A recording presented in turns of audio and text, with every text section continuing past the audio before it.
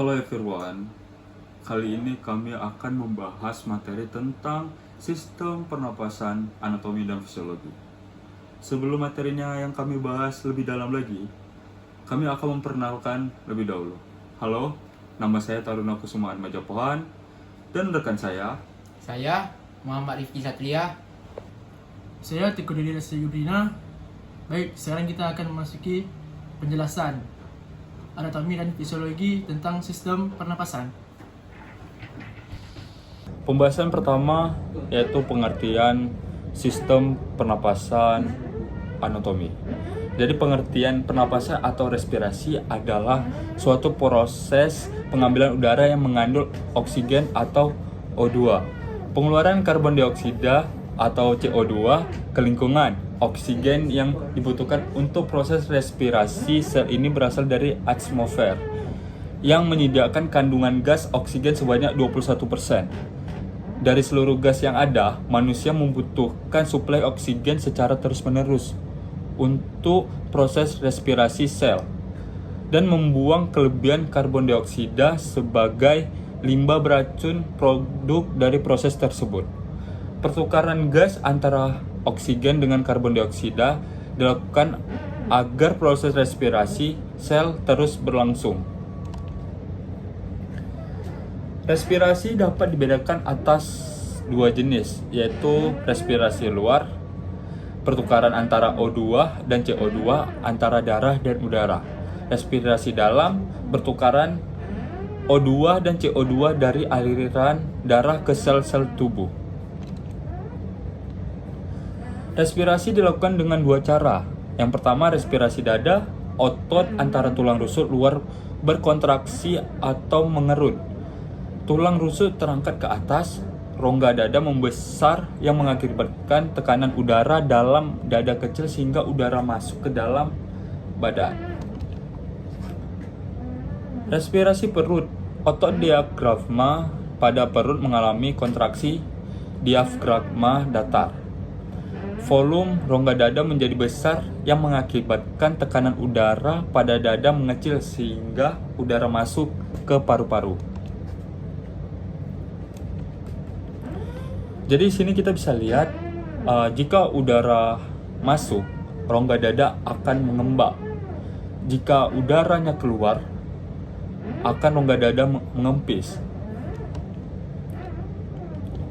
Di sini bisa kita lihat alat-alat pernapasan. Yang pertama yaitu cavum nasalis, atau bisa juga kita bilang rongga hidung. Yang kedua yaitu faring, atau juga kita bilang tenggorokan. Yang ketiga yaitu laring, pangkal tenggorokan. Yang keempat trakea, batang tenggorokan. Yang kelima bronkus, cabang batang tenggorokan. Yang keenam pulmo atau paru-paru, yaitu paru-paru pokoknya. Habis itu di dalam paru-paru ada alveoli dan pleura, yaitu selaput pembungkus paru-paru. Yang pertama yaitu kita akan menjelaskan alat-alat yaitu cavum nasalis. Hidung adalah organ indera penciuman ujung saraf yang mendeteksi penciuman berada di atap atau langit-langit hidung di area lempeng cribriformis, tulang ethmoid, dan konka superior. Udara dari luar akan masuk lewat rongga hidung, yaitu cavum nasalis.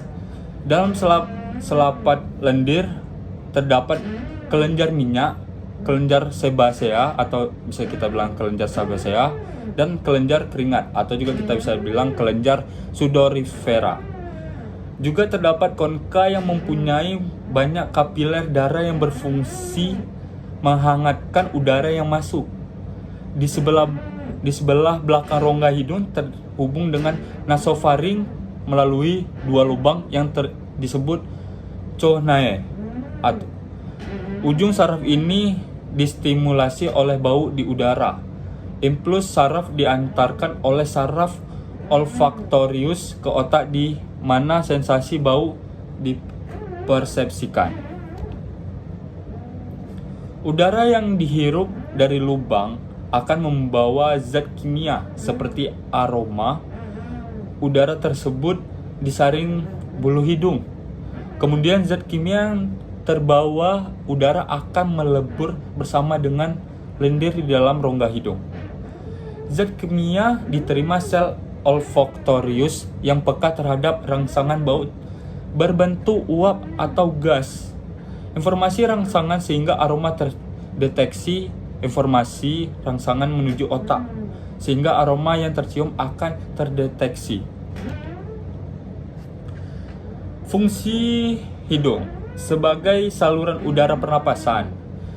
Penyaring udara pernapasan yang dilakukan oleh bulu-bulu hidung, penghangat udara pernapasan oleh mukosa, membunuh kuman-kuman yang masuk bersama udara pernapasan oleh leukosit yang terdapat dalam selaput, lendir, atau hidung.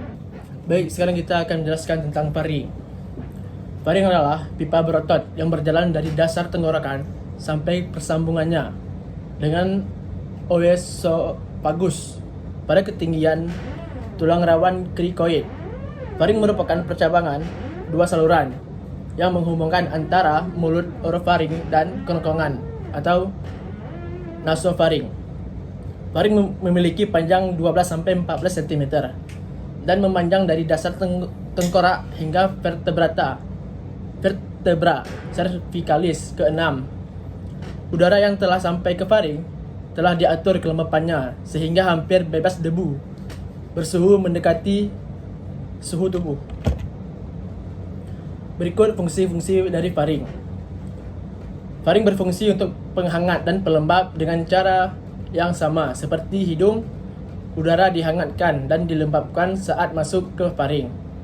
Fungsi kedua, fungsi suara bekerja sebagai bilik resonansi untuk suara yang naik dari laring, faring bersama sinus, membantu memberikan suara yang khas dan berbeda pada setiap orang. Itu fungsi ketiga, fungsi pengecap. Terdapat ujung saraf olfaktorius dari indera pengecap di epitelium oral dan bagian faringeal. Fungsi keempat yaitu fungsi pendengaran, yaitu saluran auditori atau pendengaran memanjang dari nasofaring pada tiap telinga tengah. Yang kelima yaitu fungsi perlindungan, yaitu fungsi jaringan limfatik faring dan tonsil laring menghasilkan antibodi dalam berespon terhadap antigen, misalnya mikroba. Yaitu sekarang kita akan membahas tentang laring. Laring adalah organ berongga dengan panjang 42 mm dan diameternya 40 mm. Laring terletak antara faring dan trakea, yaitu dinding berbentuk oleh tulang rawan tiroid dan krikoid. Fungsi laring untuk membentuk suara dan menutup trakea pada saat menelan epiglotis.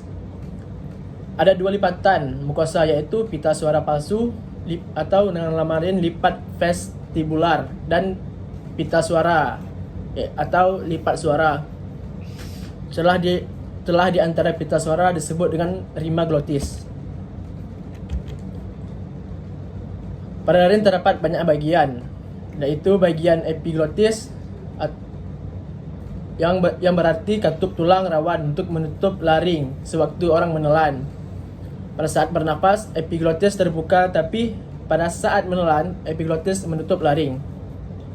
Jika bernapas melalui mulut, udara yang masuk ke paru-paru tak dapat disaring, dilembabkan atau dihangatkan. Pita suara, terdapat dua pita suara yang dapat ditegangkan dan dikendurkan, sehingga lebar sela-sela antara pita-pita tersebut berubah sewaktu bernafas dan berbicara. Selama pernafasan pita suara sedikit terpisah, sehingga udara dapat keluar masuk. Sekarang kita membahas tentang trakea. Trakea tersusun atas 16-20 cincin tulang rawan. Celah di antaranya dilapisi oleh jaringan ikat fibroelastik. Trakea terdiri atas 3 lapisan jaringan, yaitu yang pertama lapisan luar terdiri atas jaringan elastis dan fibrosa yang membungkus kartilago. Yang kedua lapisan tengah terdiri atas kartilago dan pita otot polos yang membungkus trakea dalam susunan heliks. Ada sebagian jaringan ikat mengandung pembuluh darah dan limfe serta saraf otonom. Dan yang ketiga adalah lapisan dalam terdiri atas epitelium kolumnar penyekresi makus.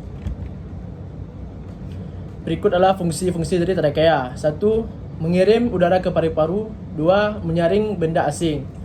Sel goblet dalam trakea memproduksi lendir untuk menahan benda asing, bakteri dan virus agar tidak masuk dalam paru-paru. Yang ketiga yaitu membantu fungsi sistem pencernaan. Tulang rawan yang berbentuk cincin memungkinkan trakea menciptakan ruangan besar jadi lebih mudah menelan makanan. Yang keempat yaitu membantu batuk.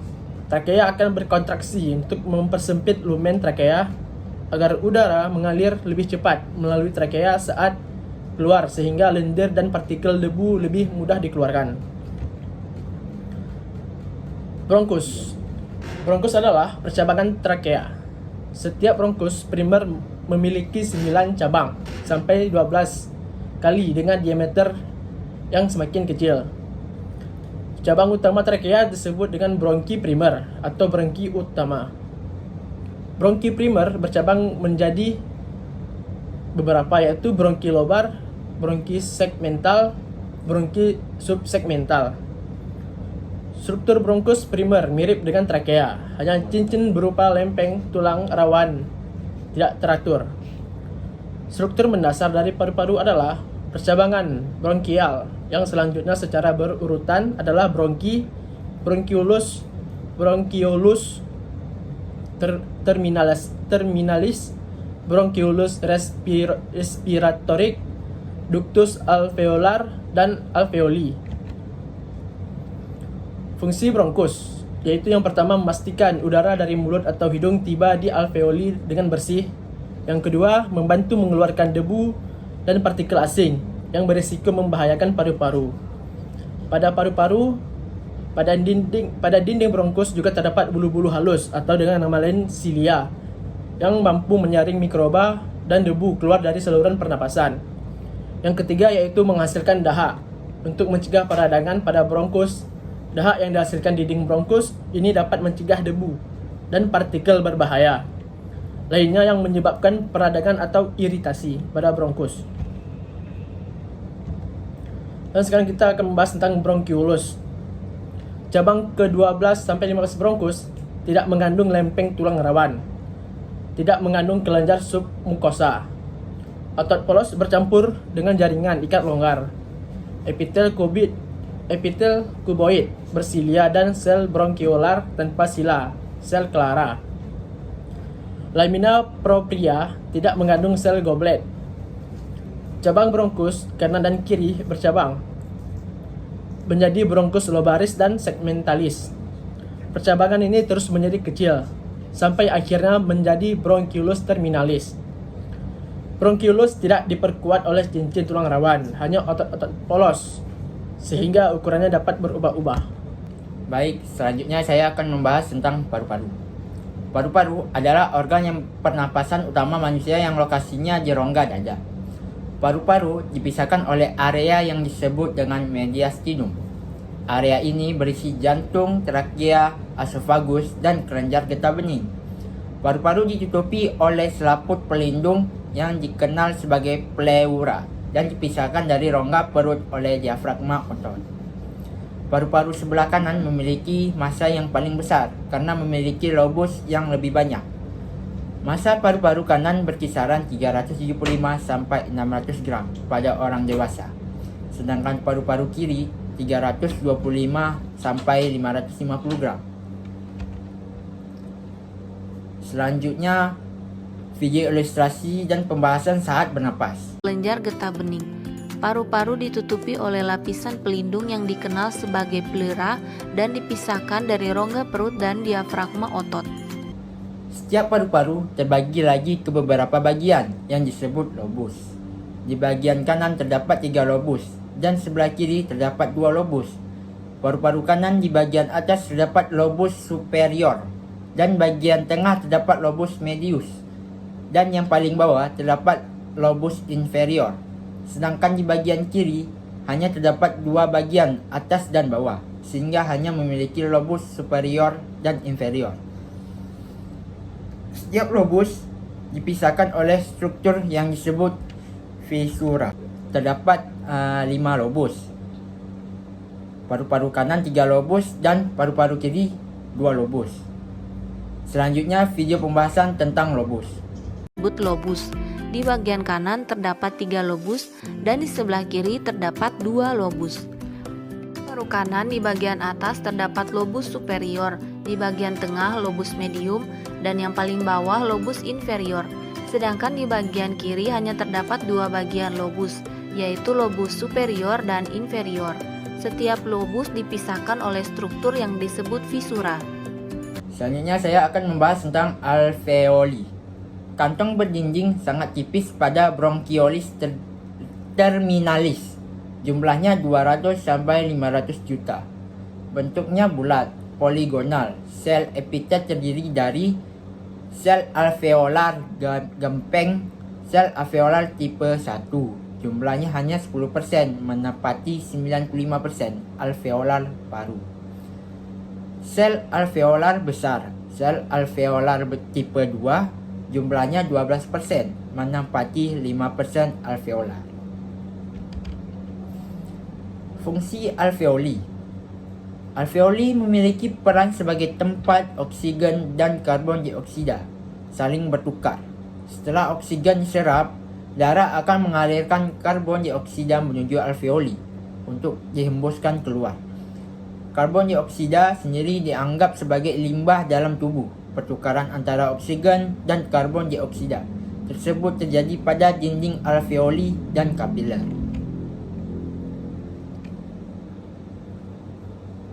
Pleura, membran serosa pembungkus paru. Jaringan tipis ini mengandung serat elastis,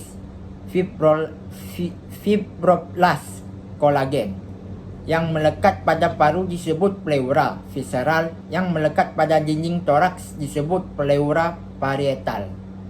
Di antara pleural visceral dan pleura parietal terdapat cairan pleura yang berfungsi sebagai pelumas sehingga memungkinkan pergerakan dan pengembangan paru-paru secara bebas tanpa ada gesekan dengan dinding dada. Ciri khas mengandung banyak kapiler dan pembuluh limfi.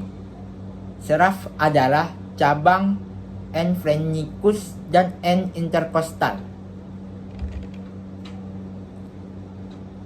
Fungsi pleura. 1. Membantu mengoptimalkan fungsi paru-paru saat bernapas. 2. Sebagai kantong tempat paru-paru menukar oksigen dari udara dengan karbon dioksida yang ada di darah. 3. Fungsi mekanis pleura adalah meneruskan tekanan negatif toraks ke dalam paru-paru. Jika teman-teman tidak paham, berikut video singkat penjelasan singkatnya tentang sistem pernapasan. Ini dia video. Selanjutnya kita simak video animasi dan pembahasan singkat tentang anatomi sistem pernafasan. Hidung adalah organ indera penciuman dan menjadi organ pertama yang dilalui udara saat respirasi. Di dalam hidung terdapat rambut hidung dan selaput, juga terdapat konka yang mempunyai banyak kapiler darah yang berfungsi menghangatkan udara yang masuk. Impuls saraf diantar oleh saraf olfaktorius ke otak yang akan mempersepsikan bau-bauan yang dihirup. Hidung berfungsi untuk menyaring udara oleh bulu-bulu hidung, penghangat udara oleh mukosa, dan penyaring debu oleh rambut hidung. Selanjutnya, udara akan menuju ke faring, yang merupakan persimpangan antara mulut atau orofaring dan kerongkongan atau nasofaring. Di dalam faring terdapat epiglotis yang membantu mengatur makanan masuk ke esofagus dan udara akan menuju ke paru-paru.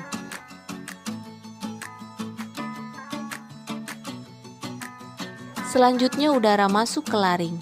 Di dalam laring ada getaran udara pada pita suara yang menyebabkan suara pada setiap orang berbeda. Selama pernafasan, pita suara sedikit terpisah sehingga udara dapat keluar masuk. Udara selanjutnya diteruskan menuju trakea yang tersusun atas 16-20 cincin tulang rawan dengan celah yang dilapisi jaringan ikat fibroelastik. Selanjutnya, bronkus. Setiap bronkus bercabang 9-12 kali dengan diameter yang semakin kecil, yang selanjutnya bercabang lagi menjadi bronki, bronchiolus, bronchiolus terminalis, bronchiolus respiratory, ductus alveolar, dan alveoli. Alveoli sebagai tempat pertukaran oksigen dan karbon dioksida saling bertukar di dinding alveoli dan kapiler. Baik, terima kasih telah menonton video pembahasan tentang sistem pernapasan, anatomi, dan fisiologi. Jika ada kekurangan, mohon dimaklumi. Manusia boy, bukan nabi. Oke, jangan lupa like, comment, and subscribe. Sikit dah.